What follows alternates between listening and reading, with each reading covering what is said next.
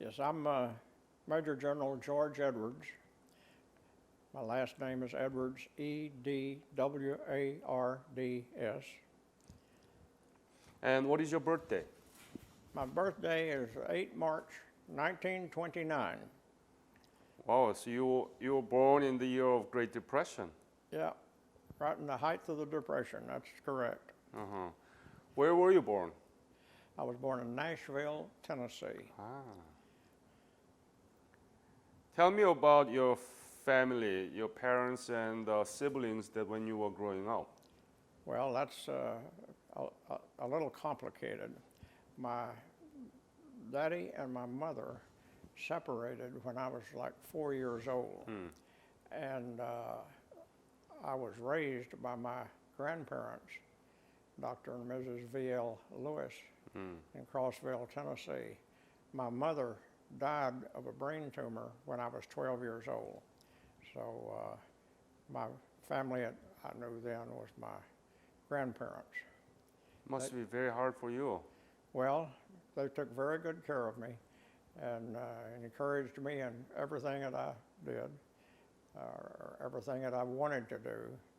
They sent me to get a degree at the University of Tennessee, and from there I went into the Air Force. So before you go into that, what school did you graduate? High school, when? I graduated from the Cumberland County High School. Could you spell it? Yes, Cumberland is Cumberland High School in Crossville, Tennessee. That's Crossville. When was it? 1947, I graduated from high school. And then what happened to you? From then, I went to the University of Tennessee, graduated from there in early 1951. What did you study? I studied international relations. Ah. So this is very interesting because you studied international relations. Did you learn about Korea, Asia? Very little at that time about Korea. Quite a bit about Asia, Japan, China, and Indonesia, so forth. Could you speak up a little bit? Because Yes. Yeah. What did you learn about China and Japan? Well, mainly their history, and certainly about events leading up to and during World War II. Had to do with our participation in World War II, and that is about it. We studied about events leading up to World War II, and then I was old enough during World War II that I remember a lot of the events and all the military campaigns, both in Europe and Asia.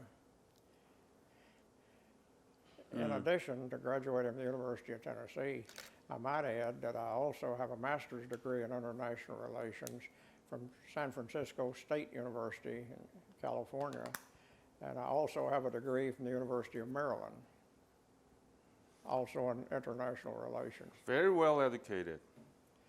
Well, I like to think so. So when did you join the military? In 1951, early March, 1st of March. The Air Force. Air Force. You enlisted? No, I had been accepted for the aviation cadet program, which would lead to a commission and get my wings as an Air Force pilot. So it's an enlist. You were not drafted. You enlisted. Yes. Did you know about the Korean War? The Korean War broke out in 1950. The Korean War broke out while I was still at the University of Tennessee. I was a senior, and but I had already applied for the Air Force because before there was any war or talk of war, My ambition was to join the Air Force become an Air Force pilot. So aviation cadet program, where was it? Where did you get that I training? went through Bartow, Florida, for primary training, and then advanced training. I went through Vance Air Force Base in Enid, Oklahoma. When I graduated from there, I got my commission, second lieutenant, and my pilot's wings. When was that? That would be in June of 1952. So how did you feel about it, become an officer, Air Force officer? Well, that's what I always wanted to do, and so I was very pleased, and it gave me a great start in my chosen career, the Air Force pilot. And had you ever thought that you'd be in the Korean War? Not really, because I didn't know that there was going to be a war in Korea when I was planning to. No, when you become a second lieutenant. There was no doubt in my mind that I would be going to Korea. What were you thinking? Anxious to get there and do my job. Not nervous? No, I have never been nervous in my airplane or in combat. So tell me how and when you get into Korea. Well, Did you get any special training for Korean War, or yes. please tell me? Well, I went through combat crew training, both in Valdosta, Georgia, Moody Air Force Base, and then Shaw Air Force Base in South Carolina. And that's where I met my lady friend and future wife, was in Sumter, South Carolina. I went from there then to Korea. But tell me about combat crew training. What kind of training was that? Well, primarily in training to be a reconnaissance pilot. And we would have simulated targets all over the southeast of the United States, and we'd go out and perform like we would perform in combat, and then would be critiqued and trained. And Tell me the details. Where are you supposed to identify the target in the map and do something, or tell me those things? all of the above.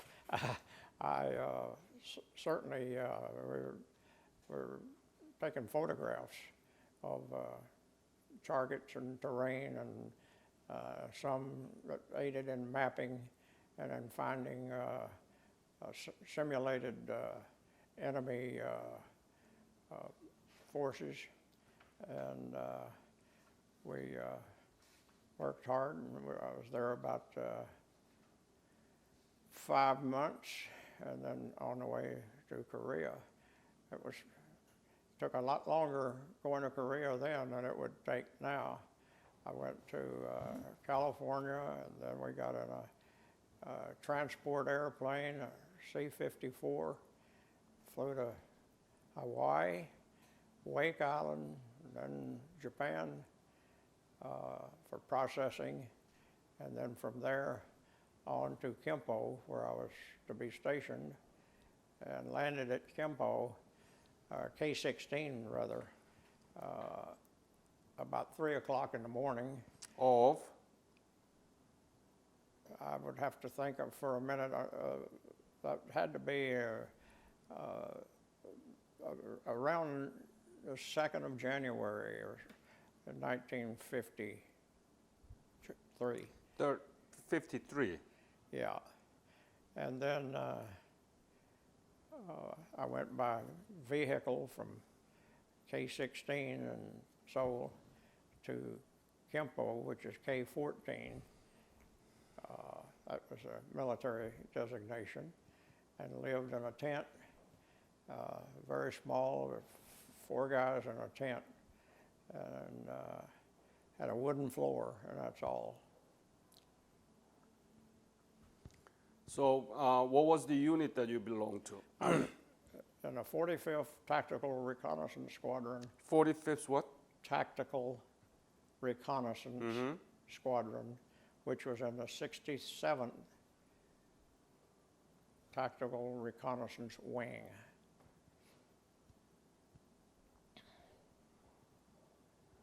How many pilots were there? In our squadron, we had about 30, and of course there were people completing their missions and going home and others coming in, so that wasn't a firm figure, that varied, but I'd average about 30 in our squadron. And of course there were 2 other squadrons in the wing. They're also at Kimpo. And right next to us was the Royal Australian 77th Squadron. So we worked with them, enjoyed our association with them. What is the aircraft that you flew? At that time, I had a few missions in a P-51, P-50. and then primarily all of my missions were in F-80s or RF-80s. F-80? 80s, 80, Yeah. F-80. I heard a lot about F-86. What is the difference between these two, F-80? Well, F-86 was a later fighter, and it was also stationed at Kimpo, Yeah. K-14, and they had guns on it, and they're primarily for air-to-air combat. Tell me about the typical day of your duties. What did you do? Well, Tell me from the beginning. Where you sleep, what did you eat, wake up, what time, and what did you do? Detail. well, we'd get up, usually, it depended on what time we were scheduled to fly our combat mission, but if it was a morning mission, we would get up at 3 to 4 o'clock in the morning. Sometimes have a bite to eat, then had to dress warm because that was in midwinter in Korea. We'd go out and pre-flight our airplane, make a takeoff around 7 o'clock in the morning or 7:30, depending on what our mission was. It might be to take photos up on the Yalu. It might just be taking photos in support of the Army or the Marines.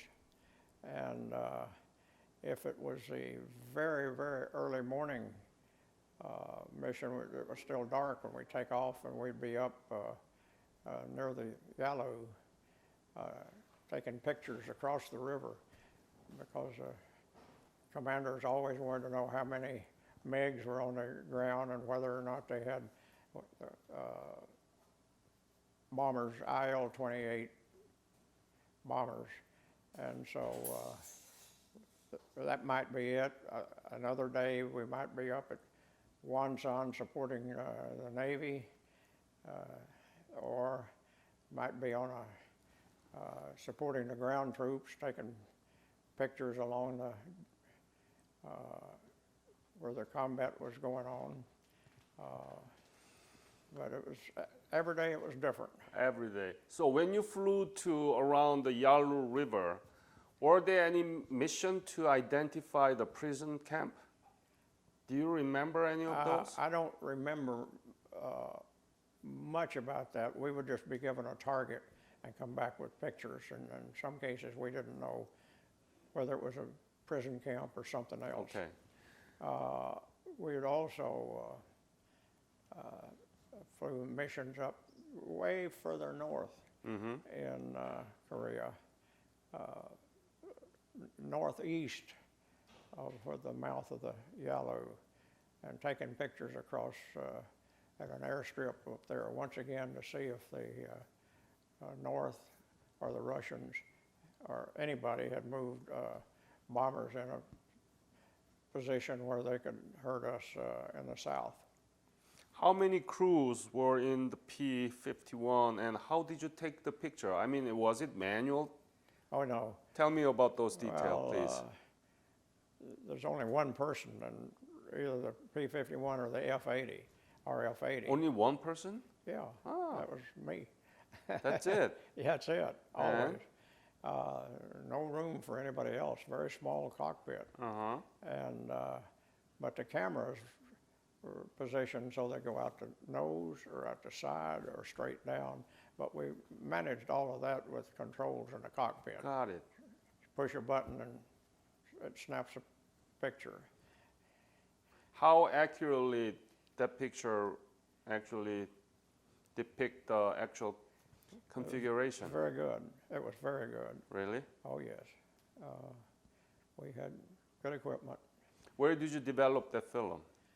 When we would land back at K-14, there was a unit there, reconnaissance technical unit, and they would process the film, print it out, send it to whoever requested it, whether it was the Army or the Air Force headquarters or whatever. So at the time, what was your rank? Lieutenant. First lieutenant? Second lieutenant. Second lieutenant. Toward the end of the war, I got a spot promotion to first lieutenant, but then reverted back to second lieutenant when I rotated back to the mainland in the United States. How much were you paid? Only a few $100s a month. Few hundred, that you gotta be more specific. 100, 200, 300. Probably, I have to think for a minute. I have saved some of the receipts to show to my children and my wife to let them see how austere I had to live for a while, but no more than $400 a month. That's quite a good compared to the infantry soldiers Yeah. in the front line, right? Yeah, They got around $80, you know. yeah. Anyway, how was life there in the K-14? Well, it was once again very austere. There were no permanent buildings there. We did have, maybe 70 yards away, we did have a chapel.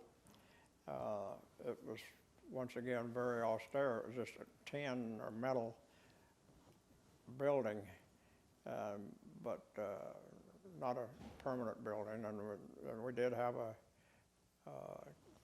chow hall, a cafeteria, that once again was very primitive. Go through with a tin plate.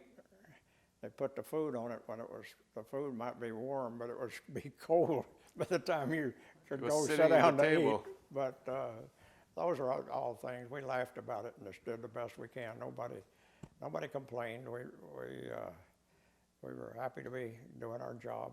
What was your favorite menu? It was usually fairly simple. Either sometimes a small steak, sometimes just roast beef. It was good food, no problem. Potatoes, and vegetables, and so forth. What was the most difficult thing during your service in Korea? You were not married at the time, right? I was not married, but the girlfriend that I had when I was going through combat crew training wrote me a lot of letters, and we stayed in touch. And but in response to your question, the most difficult thing, of course, when somebody would be killed or something, would be taking care of the effects and writing a letter to the family, and that was always very difficult. Any occasion? What? Any occasion that you had your friend lost? Oh, Killed? Yeah. Tell me. Well, they just don't come back, you know. And either they went down, shot down, or crashed, or however. But we always knew when and how, and that was it. But you can't let that worry you too much. You got to look to the future. And but writing a letter to the next of kin is difficult. But the rest of the time, I just did my mission, performed like I was trained, and as did all the other guys. We were like brothers, all the other pilots. At night, we had a tent that we called it our squadron club, but it was, we'd have some refreshments and sometimes have a drink or two and then go get in sleep on a cot and a sleeping bag and go get our rest, get up in the morning if we had an early morning mission or a little bit later if it was later in the day. But we'd fly 1 or 2 missions a day. How long did it take to get to the Yalu River from K-14 at the time? It wasn't that far, less than an hour. Less than an hour, right? Yeah. Were there any dangerous moments during your flight? A lot of dangerous What was moments. the what is the most threatening elements to your flight? Well, in many cases, if we were over Pyongyang or some of their heavily defended targets, there'd be a lot of flak come up. They had German anti-aircraft guns, and sometimes a flak burst would be very close, but you still press on, don't let it bother you, do your job. And in some cases, the other side would scramble the MiGs, and they'd be up after you, and you'd head back, safer territory. But there was plenty of So things. mostly it was anti-aircraft guns, right? Yes, Yeah. yes. Were you wounded ever? No. No. No. Not too many people, not too many fighter pilots ever get wounded. You're Either die or either dead or you're okay. yeah. How was the enemy's Air Force at the time when you served there in 1953? There are not many Air Force from the North Korea, right? Well, yeah, there were plenty of fighters, but they were just over the Yalu at Antong, and there are several bases very close to the mouth of the Yalu, and they, at that time, we pilots thought that some of the guys, some of the MiG pilots were probably Russian or Chinese, and but it wasn't confirmed until a few years ago that they were Russian pilots flying them, flying the other side. But the whole idea was to stay away from them if you're on a reconnaissance mission until you got your job done. Exactly. But we always had F-86s in the area, sometimes flying escort on very difficult missions, or if they were very far north. I see. When did you leave Korea? Around 1st of July, 1953, just before the war was over. So did you know that the Korean War would stop? Yes, we already had a truce, what is now the DMZ, and that had occurred, but the fighting was still going on, but I left just before the fighting was over. What was the most happiest moment during your service? What was the most rewarding moment to you? Well, I don't know that there was any single moment. Naturally, when you get back off a mission and climb out, get on with planning for the next mission or whatever, I never looked at it as any one particular moment. It was all about the same, and then of course those of us that had completed our tour and ready to come home were looking forward to coming home. I guess some of the most gratifying moments I had while I was in Korea was to give things to Korean children. I know we periodically we would fly an airplane for maintenance or for overhaul down to Japan, and then pick up a new one, or one that had been overhauled, and fly it back up to where we were. Always when I did that, and most of the other guys did too, I spent all my money buying candy and all the things that I could stuff into the cockpit, so that when I get back I could give it to the little children around, because they were, the sad part of the whole time was seeing the Korean people in such destitute circumstances. A lot of the people just had the clothes on their back, nothing else. There were no buildings standing in Seoul. The Capitol building had the 4 walls standing, but everything else had been fought over by North Korean and Chinese tanks and our tanks, and the place was devastated, and it was difficult to see people living in such terrible conditions. And that's why when I went back many years later as the Air Force commander there, it just was amazing at the progress that the Korean people had made.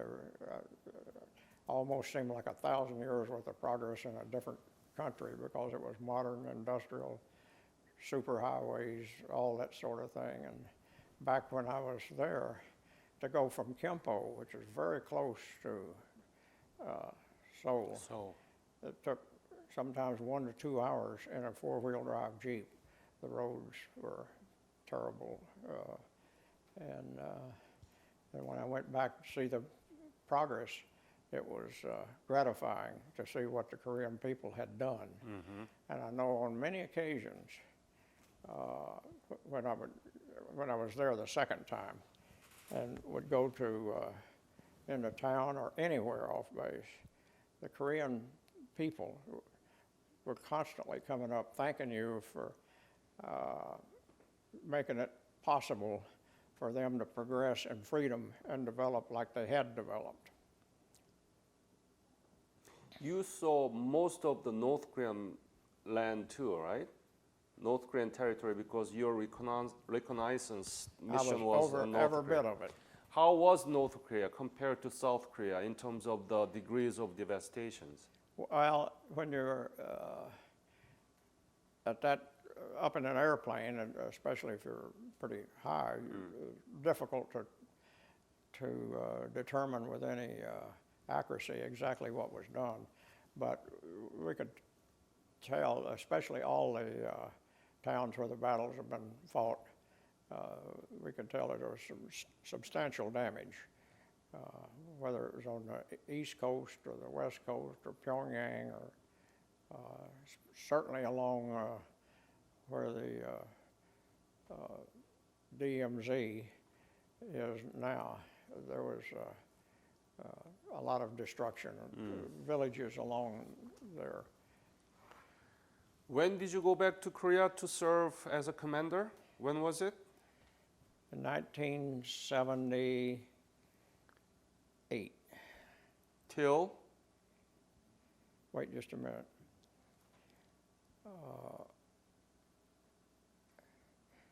Yes, 1978 to late 1980. Late 1980s? 78 to 80. Oh, okay. And what was your rank at the time? Major General. Major General. Yes, sir. So you were in charge of Osan or? All the Air Force units in Korea. All the Air Force?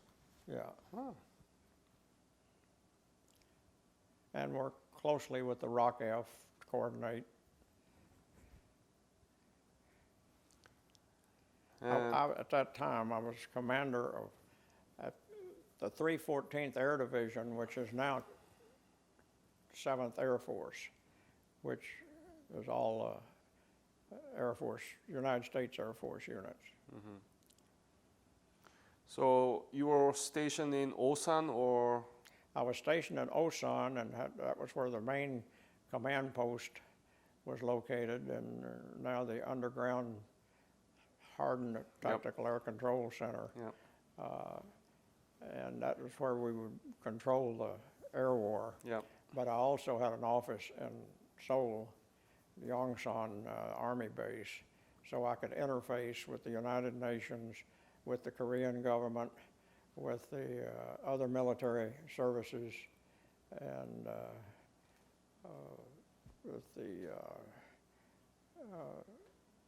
well, once again, with the Korean Army, and all the forces in Korea I interfaced with, so I had to be there for meetings and that sort of thing. At the time, my father was in charge of K2. Yeah. Yeah, K2 is down in the middle of the country. Daegu. Yeah, Yeah. at Daegu. And at that time, while I was there as the Air Force commander, we reactivated K2 for the Americans to use, and got new buildings and so forth. And the Secretary of Defense from our country came over for the dedication at K2, where we had 2 new wings bed down there. And, So you met President Park Chung-hee many times. many times. What brought you there to the Blue House? Well, it was usually after we played golf, and I enjoyed that very much. He was a fine gentleman. I have the utmost respect for him to this day, to what he did for the Korean people. And he was a strong leader, but at that time it took a strong leader to have the people united and for Korea to progress and industry to develop and progress like it has. But I would be invited to play golf on Sundays along with other people.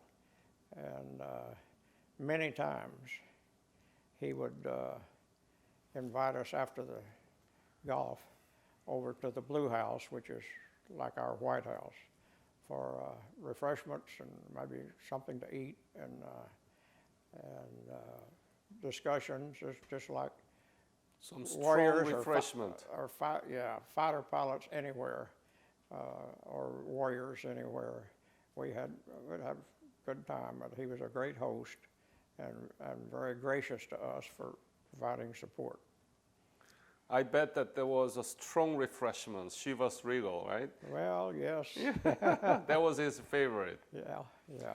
And I realized that I looked at the letter that you brought to me was signed by the Geun-hye Park, our current president. I had forgotten that I had that letter.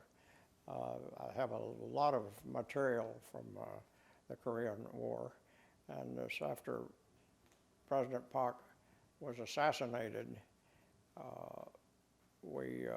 I attended both funerals for him. There was a Christian funeral and one Oriental Buddhist funeral. What is Korea to you, and how do you put all this into a perspective? I'm very proud of the fact that in some small way, we Americans were able to provide the freedom for the Korean people to develop and to progress like they have. Once again, I give President Park credit for creating an environment where business could develop and where young Koreans would be sent to the United States for an education, and it all contributed to what is now a modern industrial society by any measure or any standard. And I'm very proud of the fact that in a small way, we in America were able to provide the freedom necessary for them to progress like they have. So what is Korea to you, personally? Well, I like Korea, love Korea. I'm very respectful of the Korean people. I have many friends today in Korea. The internet has made it possible that I can stay in touch and maintain friendships. I still His digital grandfather. Huh? I still get phone calls on Christmas, on my birthday, from my Korean friends, especially my Korean aide, my driver, various ones, and it's refreshing to me to hear from them often. I feel very close to the Korean people. As I said, I still have a lot of Korean friends, and I respect them highly. They fought hard for what they've got. I just hope that the new generations coming along in Korea can be aware of what their fathers and grandfathers did, how they established a vibrant, progressive country like they have. Despite such a good outcome out of the Korean War and your service, honorable service during the war, the Korean War has been forgotten in the minds of American public.